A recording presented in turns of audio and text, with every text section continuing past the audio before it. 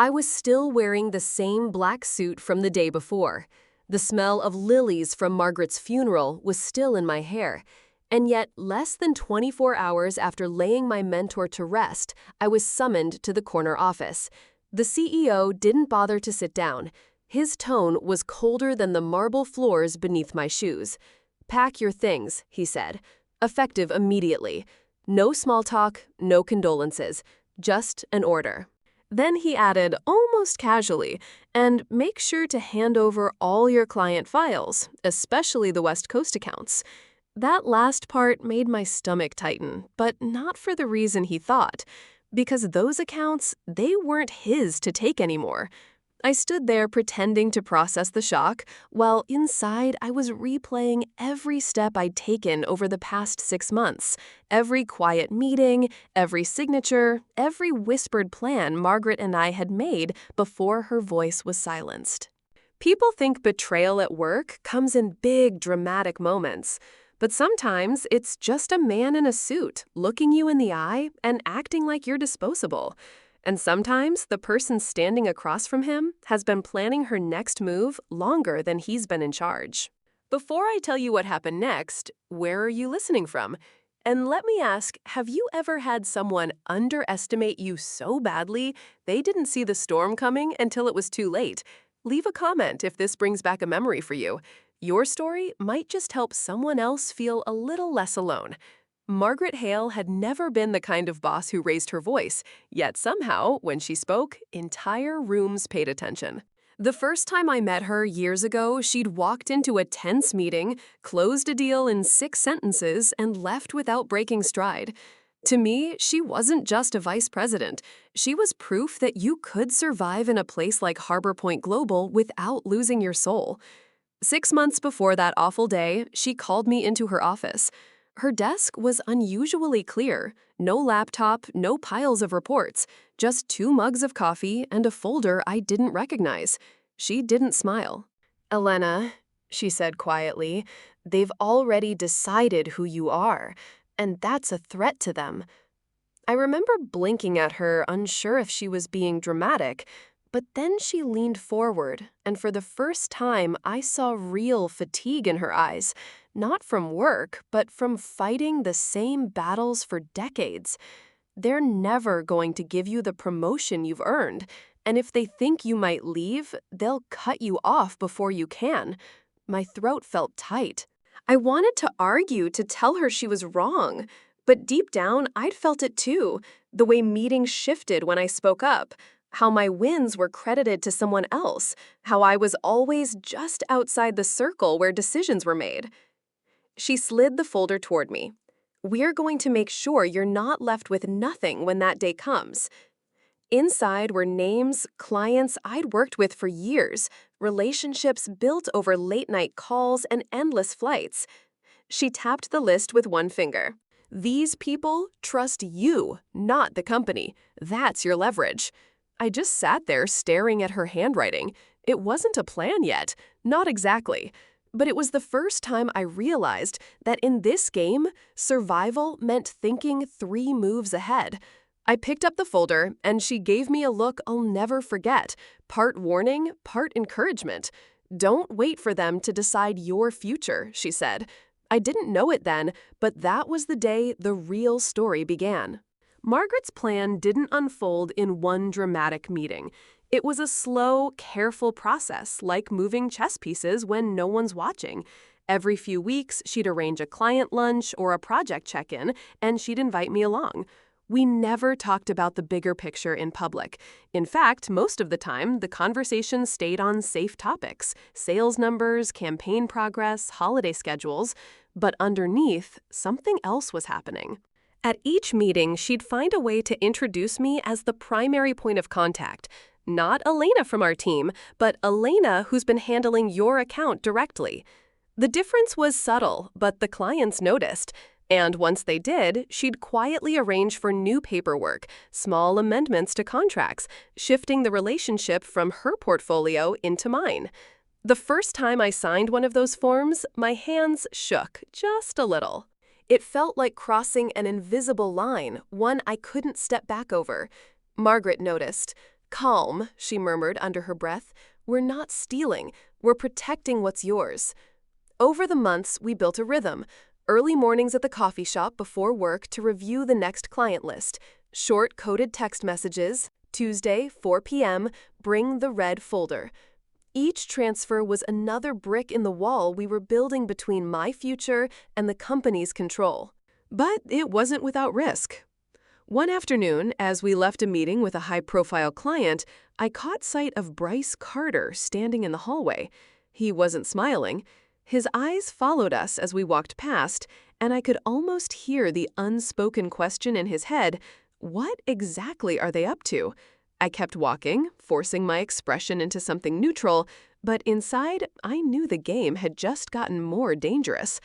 After that afternoon in the hallway, something shifted. Bryce Carter's polite small talk disappeared, replaced by short, clipped questions. He started showing up in places he'd never been before, leaning against the doorway of a meeting I was running, or appearing at the coffee station just as I walked in. The first time he stopped me, it was about a quick update on your client portfolio. I kept my tone even, my answers short, but his eyes stayed on me longer than necessary, as if he was waiting for me to slip. Then came the surprise strategy meetings. No agenda, no clear purpose, just Bryce at the head of the table asking each department head to give numbers and timelines. When it was my turn, he leaned forward. "Any unusual account movements lately, Elena?" I smiled. "Nothing out of the ordinary." Technically true. The unusual movements had been happening for months, but never where he could see them. Still, I could feel the air changing around me. Colleagues who used to chat openly in the break room now lowered their voices when I walked in. One even stopped mid-sentence and mumbled, "We'll finish this later." It wasn't paranoia, it was pattern recognition. I'd been in corporate long enough to know the signs. The spotlight was on me, and not in a good way. One afternoon, an all-company email hit my inbox. Subject line, "Missing client data, urgent." The message was CC'd to half the leadership team. And though my name wasn't mentioned, I knew exactly which accounts they were looking for. I closed the email without replying, forcing my hands to stay still on the keyboard. The only way out was forward, and that meant sticking to the plan.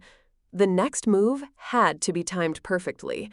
It was one of those cold Chicago mornings where the air felt heavy, like it knew it was carrying something important. The church was filled with muted colors, black coats, dark scarves, the occasional white rose pinned to a lapel. Margaret's photo stood at the front, framed in gold, her smile frozen in a moment I couldn't stop staring at. I kept to the back during the service, listening to the speeches about her leadership, her kindness, her dedication to the company. Half of it felt true. The other half sounded rehearsed, like lines from a corporate brochure. When it was over, I stepped outside, hoping the sharp air would clear my head. That's when I saw Bryce. He was walking toward me, expression perfectly neutral, almost too neutral. "Elena," he said, voice soft enough to pass for sympathy, "can we talk for a moment?" I nodded, though every instinct told me this wasn't about condolences. "I need you to get me the full client list as soon as you can. All accounts, no exceptions, especially the West Coast portfolio." His tone was smooth, like a request between colleagues, but the weight behind it was unmistakable. I gave him a polite smile. "Of course. I'll have to double-check some records when I'm back in the office." He didn't press, just gave a small nod like he'd already decided the conversation was over. But as he walked away, I caught the briefest glance over his shoulder, sharp, calculating. Inside, I could feel my pulse in my fingertips. The list he wanted was already in my possession, and not in the form he was expecting. For the rest of the afternoon, I stood among the mourners, exchanging soft words and hollow smiles. But my mind was elsewhere, quietly counting the hours until I'd have to face him again. Because funerals are meant to honor the dead, and the next meeting might just be the beginning of the end for the living. The email arrived at 8:03 a.m. No subject line, just, "Please come to the conference room on the 19th floor." I didn't need to open my calendar to know what this was.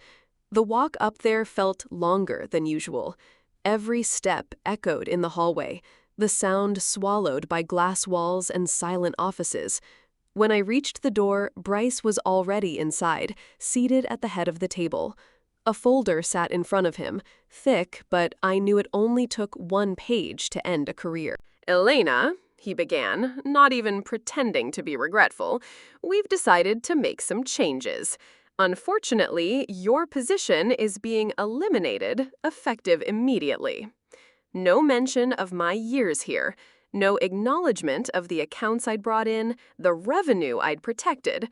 Just a clean cut like I was a loose thread on a suit he didn't like." I nodded, keeping my voice level. "I understand." Inside, though, I was remembering the letter I'd mailed to HR that morning, a formal resignation, sent certified. By now, it was probably sitting in someone's inbox, time-stamped hours before this meeting even started. Bryce slid a second sheet across the table.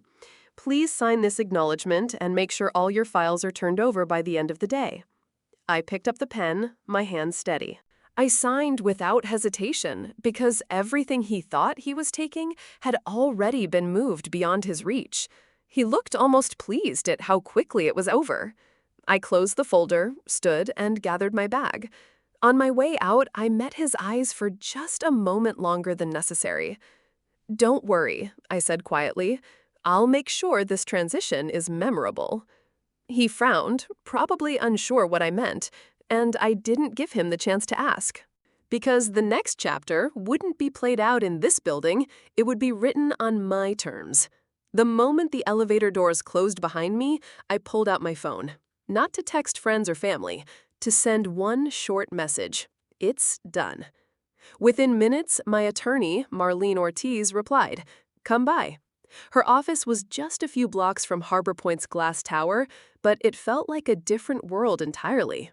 No corporate slogans on the walls, no sterile reception desk, just the faint smell of coffee and the quiet hum of a place where real work got done. I sat across from her desk, and she slid a folder toward me. "Everything's ready," she said. Inside was the paperwork for my new company, filed, registered, and fully operational. The name, chosen months ago, looked sharp in bold print, a reminder that I wasn't starting from scratch. I was starting from experience. The bank account is active. Lease for the office on Wabash Avenue is signed. Utilities, insurance, all set. "You could open your doors tomorrow," Marlene continued. I couldn't help but smile. While Harbor Point thought they were blindsiding me, I'd been quietly building my exit ramp brick by brick. Then her phone rang. She glanced at the screen, then at me. "It's their counsel," she said, answering. I listened as a clipped male voice on the other end asked for my immediate compliance, turn over all client lists, cease any communications, and prepare for potential legal action. Marlene's tone stayed calm.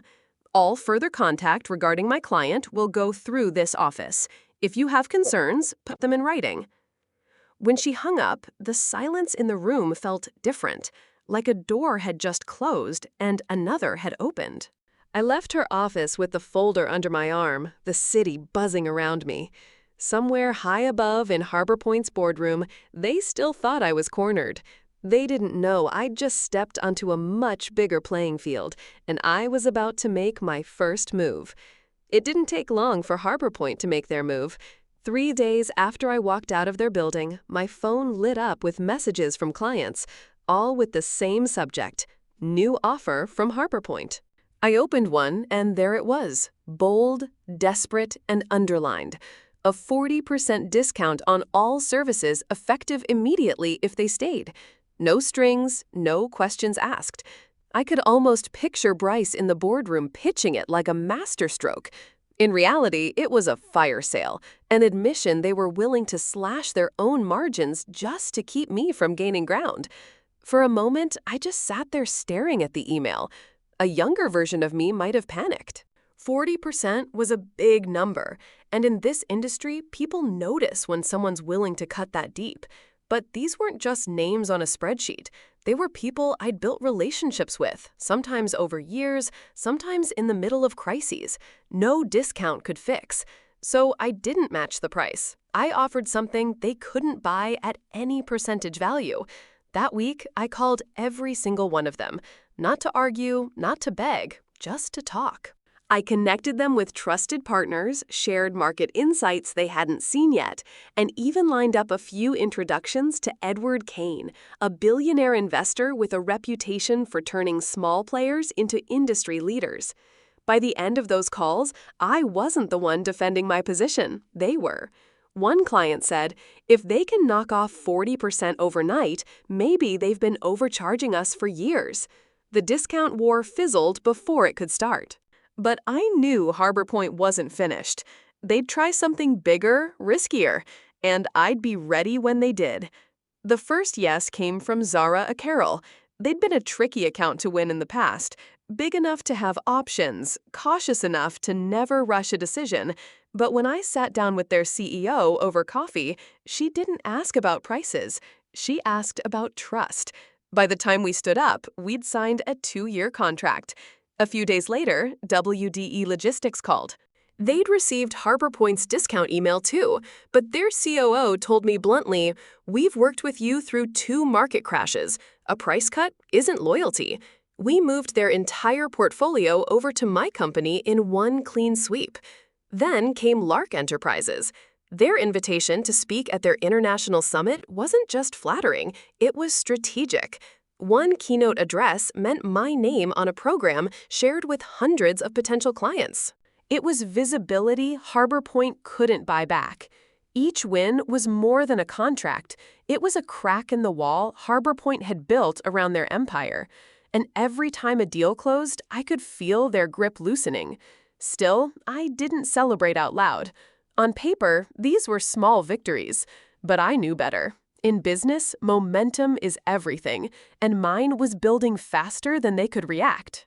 From the outside, it probably looked like luck, just a handful of clients making independent choices. But from where I was sitting, it was a chain reaction, each decision tipping the next one forward. By the end of the month, I had more than enough to cover my startup costs and reinvest in growth. But I also knew this kind of progress wouldn't go unnoticed.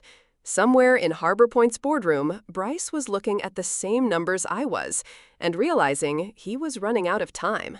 The call came in just after 7 p.m., long after I'd closed my laptop for the day. Bryce's name lit up the screen. For a moment, I considered letting it go to voicemail, but curiosity won. "Elena," he began, his voice warmer than I'd heard in months. "I think we may have started off on the wrong foot." I leaned back in my chair, letting him talk. "Harbor Point is prepared to offer you a partnership position," he continued. "Full equity, your own team, a seat at the table. All we ask is that you return the clients you've taken on. We can make this a win-win." It sounded polished, almost generous, exactly the kind of deal that would look like reconciliation on the outside.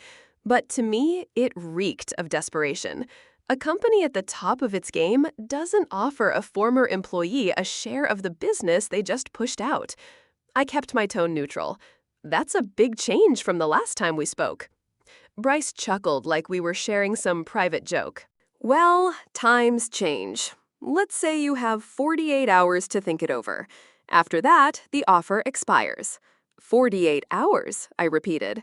"Tick-tock," he said lightly before ending the call. The room was quiet again, but my mind wasn't. It wasn't just the offer, it was the timing. They wouldn't risk this unless they knew something was coming, or unless they'd felt the ground start to shift under them. I opened my email and found a short message from Marlene, my attorney. Just one word, almost. I closed my laptop and sat in the dark for a moment, the city lights flickering outside my window. If Bryce thought the next 48 hours were his countdown, he was about to find out it was mine too, but for something entirely different. The meeting with the investigator wasn't in some dim back room or dramatic boardroom. It was in a plain government office, the kind with beige walls and a coffee machine that had seen better days.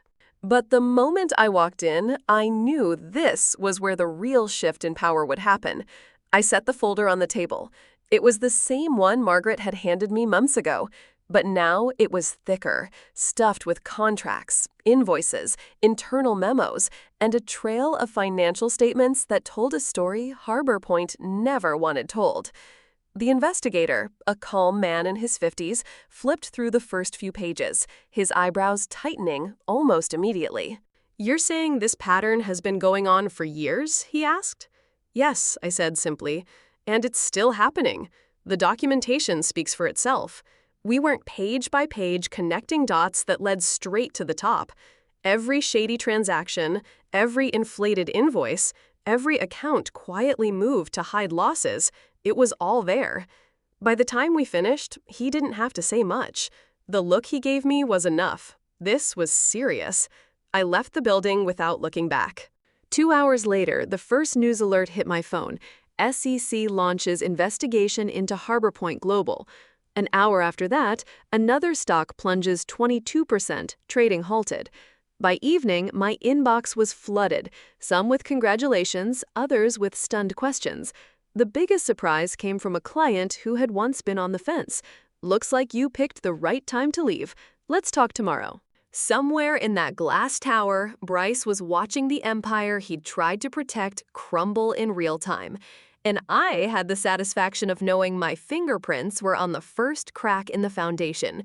But even as the headlines grew louder, I knew I wasn't finished. Because taking them down was one thing, making sure Margaret's legacy lived on, that was the real endgame. The headlines burned bright for weeks. Bryce was suspended within days, and the CEO quietly resigned for personal reasons. The investigation dug deeper than even I expected, pulling names off the board one by one. Harbor Point's glossy image shattered, and for the first time in years, people inside those walls started telling the truth. As for me, I moved into my new office on Wabash Avenue, a modest space with big windows and lighter than any corner office I'd ever had before. On the wall above my desk, I hung a framed photo of Margaret. Beneath it, in simple black letters, her words, "Don't climb their ladder, build your own." Clients kept coming. Some because they trusted me, others because they didn't trust Harbor Point anymore. But every contract signed felt like more than business. It felt like a promise to do things differently. One afternoon, I hired Quinn, a young account manager from Harbor Point who'd been overlooked just like I once was. Watching her eyes light up as she realized she'd finally have the room to grow, it reminded me why Margaret fought so hard for me in the first place. Looking back, I don't think of it as revenge. It was about reclaiming control, about making sure the people who tried to box me in couldn't do the same to someone else. Margaret didn't live to see it, but her legacy lives in every deal we sign, every person we give a fair chance.